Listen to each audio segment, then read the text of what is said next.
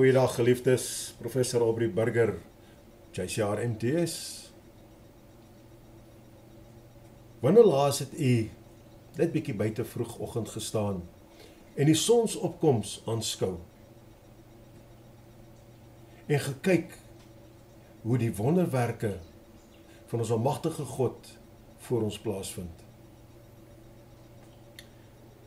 Jy weet, hierso waar ons is nog baie oop vlaktes en ons het die voorreg om nog sonopkoms te beleef en te aanskou. En ek wil graag hierdie met u deel vandag.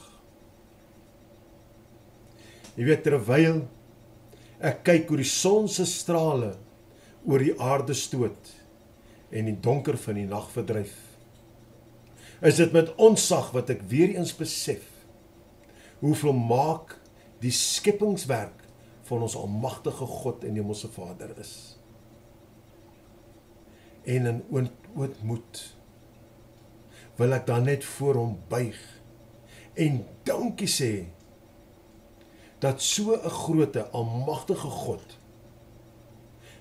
met my 'n nietige, 'n onbenullige mens bemoeienis maak.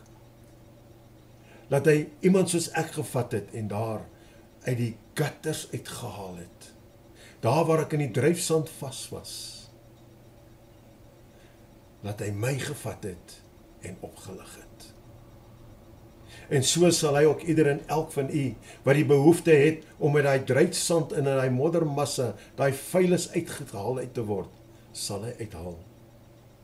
Daarom mag die almagtige God en Hemelse Vader, mag hy elke donker wolk, ja, elke donker storm, wat in jou lewe heiliglik is, verdryf,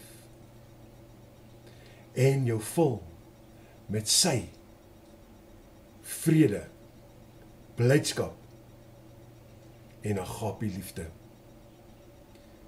Dit is wat ek vandag oor ieder en elk van u uitspreek.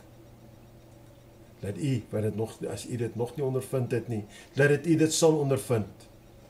En as jy dan moontlik net op hierdie stadium mismoedig voel, of moedeloos is, dat dit u uit daai donkerte sal uithaal, en dat dit wegverdryf sal wees uit u lewens uit.